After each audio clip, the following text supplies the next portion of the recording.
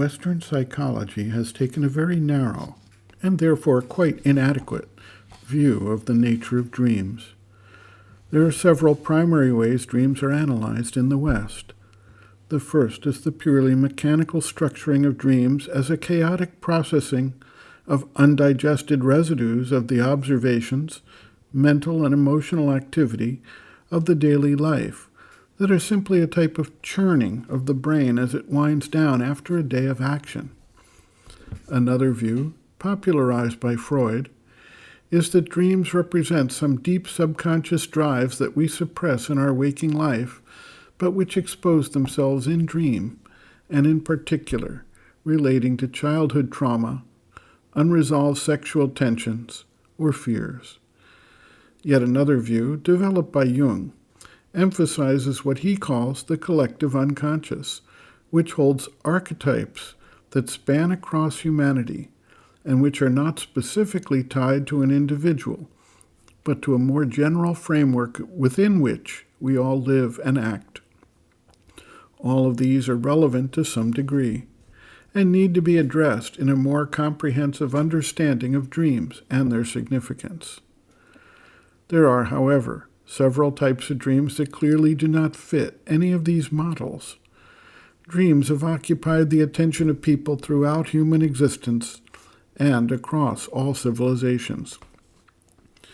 The Old Testament of the Bible relates the story of the Pharaoh of Egypt having a recurring dream about 7 fat cows and 7 lean cows, and his concern about having this interpreted by his wisest advisors. They were unable to resolve this, and by chance, Joseph, an Israelite, was brought before the Pharaoh, and he interpreted the dream for him in such a way as to evidence that there would be 7 years of abundance, followed by 7 years of privation. This led to stockpiling and managing the surplus to tide the kingdom over the 7 lean years.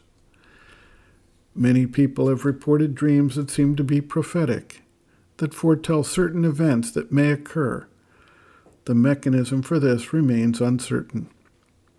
Are they simply subconsciously extrapolating on facts and details and analysis that they did not sort and organize consciously?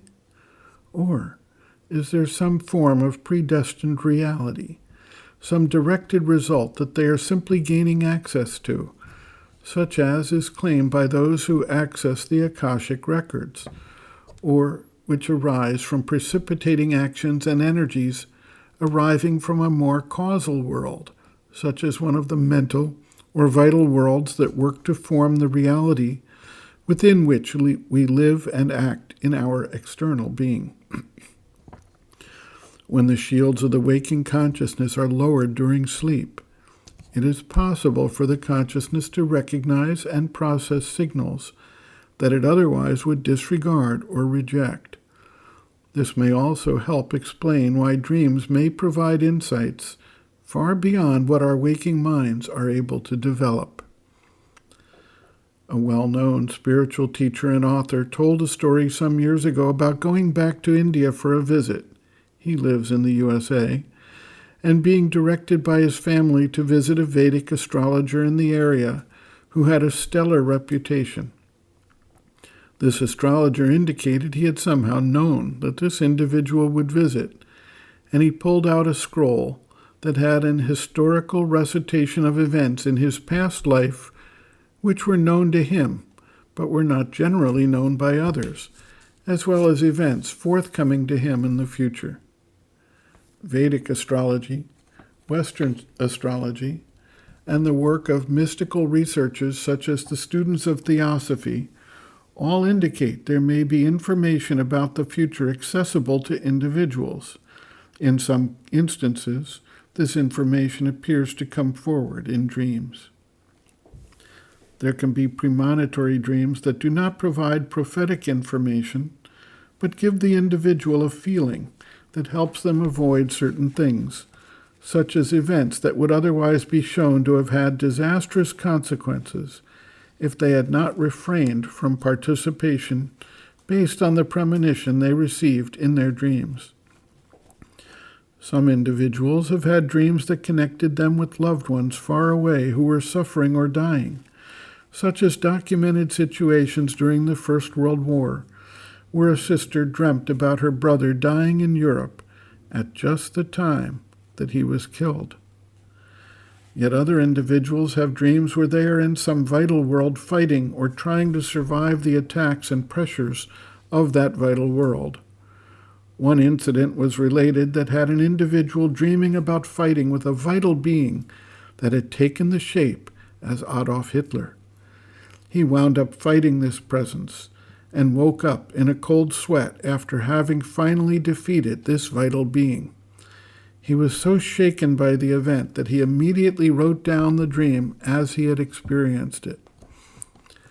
Still other times we learn of people seeing individuals they have never met, but who come into their lives in the future. This goes beyond raw coincidence. There are also those instances where individuals report meeting spiritual guides or teachers in the dream state and obtaining various teachings from them. The mother reported that as a child she was regularly guided by a teacher during dream, and when she met Sri Aurobindo, she recognized him as the guide from that time. The dream state occurs for the most part in the subconscious parts of the being, and much of it is in fact confused, disorienting, and draining on the energy. Thus, eventually the seeker needs to bring a higher conscious awareness into the entire being, including the subtle physical levels, in order to texture the subconscious, to hold and manifest more light, and thereby not act as an obstacle to the spiritual growth and development. Sri Aurobindo notes, quote, "These dreams are not all mere dreams. All have not a casual, incoherent, or subconscious building. Many are records or transcripts of experiences on the vital plane into which one enters in sleep.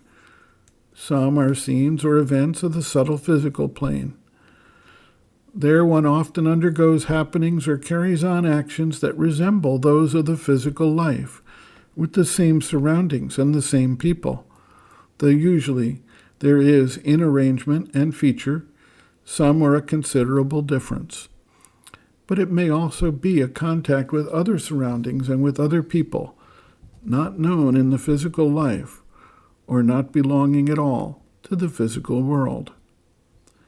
In the waking state, you are conscious only of a certain limited field and action of your nature.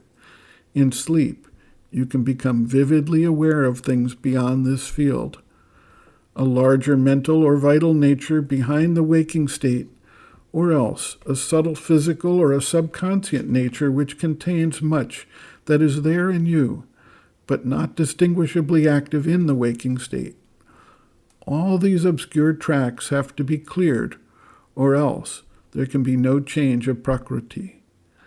You should not allow yourself to be disturbed by the press of vital or subconscient dreams, for these too make up the larger part of dream experience.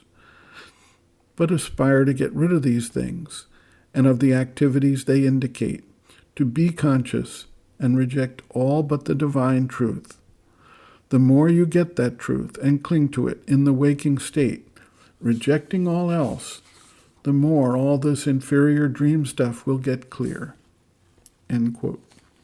Reference, Sri Aurobindo, Bases of Yoga, Chapter 5, Physical Consciousness, Subconscient, Sleep and Dream, Illness, page 99.